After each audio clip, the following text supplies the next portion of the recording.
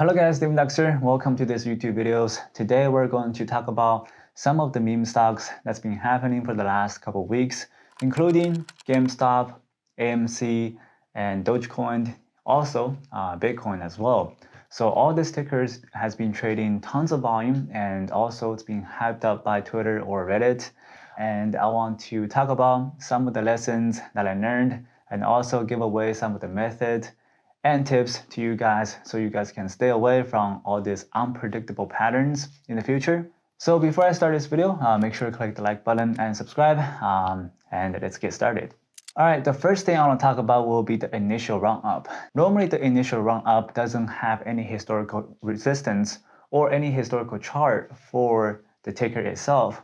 For something like GME, the ticker itself never ran up to $400, $500 before.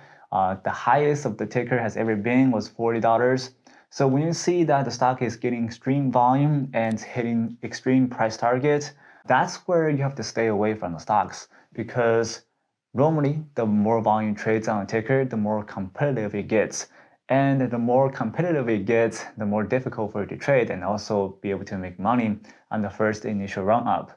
I have took a couple mistakes actually trading on the front side, and I learned my lessons. So what you have to do is you have to wait for the first initial run up to die out. I know that's a lot of FOMO, and also trading on the front side gives you a lot of stresses as well. So personally, I stay away from the initial run up and always wait for the bounces. These type of hyped up tickers or meme stocks, they normally bounce back 3 to 4 times. So there's plenty of opportunities for you to capitalize in the future, and that's what I recommend for beginners, also for experienced trader as well. So the second tip I want to give you guys is, once you look at the historical chart, you can clearly see where is the consolidations, where is the resistance and support. You can build a strategy from that historical chart to actually be profitable in the second run up.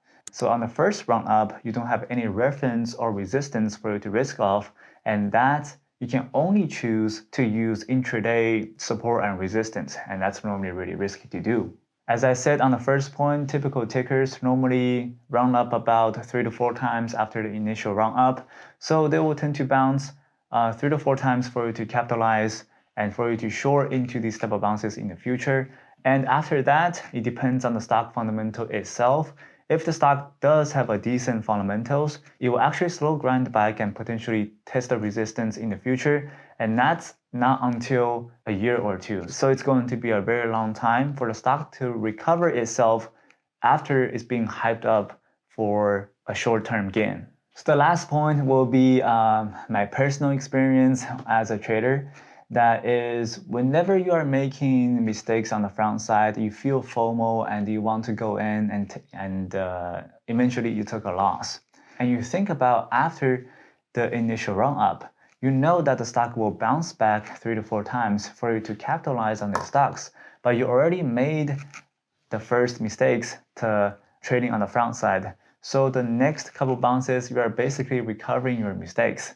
And that doesn't feel very good as a trader. And so you want to be very disciplined and always stick to your rules and stick to your risk to be profitable. And I do know a lot of traders make the same mistakes. They feel FOMO and they go in and make mistakes. They want to recover from the first mistakes, and then they make more mistakes after that. So the first run up of a stock normally are very difficult to be profitable with. So overall, by looking at my trading performance, I did come out very profitable after all those meme tickers, but also I did make several mistakes that I can potentially avoid in the future. So there's still a lot of mistakes for me to improve. For 2021, there's plenty of volumes and there's plenty of opportunities. So don't ever try to get the fear of missing out emotion, and that's the #1 mistakes you should avoid.